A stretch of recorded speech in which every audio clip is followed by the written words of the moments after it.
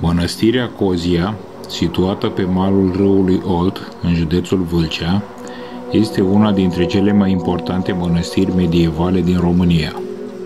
Ctitorită de domnitorul Mircea cel Bătrân în anul 1388, mănăstirea impresionează prin arhitectura sa specifică bizantină și prin valoarea sa culturală și istorică.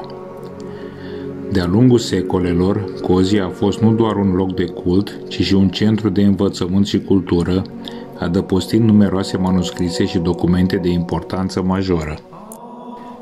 Mircea cel Bătrân, unul dintre cei mai importanți domnitori ai țării românești, a fost înmormântat aici, la mănăstirea Cozia.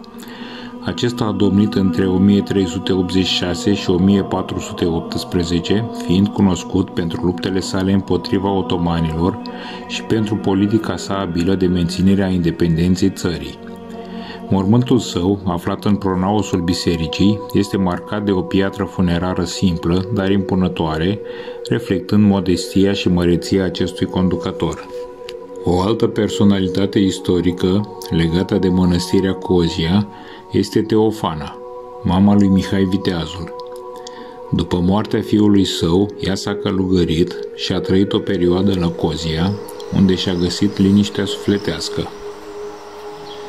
Astăzi, mănăstirea Cozia rămâne un simbol al istoriei și identității românești, atrăgând numeroși turiști și pelerini care vin să admire frumusețea sa și să se reculeagă la mormântul marelui domnitor Mircea cel Bătrân.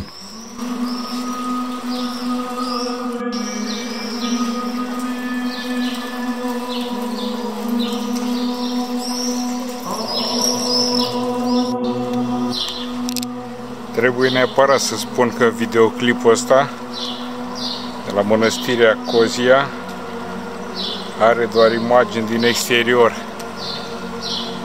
pentru că la interior este interzis pozatul, filmatul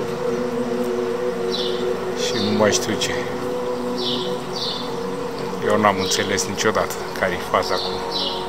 Ok, fotografiatul cu blitz, înțeleg că poate deteriora vopseaua de la picturile murale sau chestii din astea, dar filmatul sau chiar și fotografiatul fără blitz, ce poate să facă? Care-i secretul? Care-i... Da, în fine. Mă intrigă, mă enervează chestia asta. Aș fi vrut să fac o mică, scurtă filmare, măcar la mormântul mamei lui Mihai Viteazu, care este îngropat aici, și a lui Mircea cel Bătrân.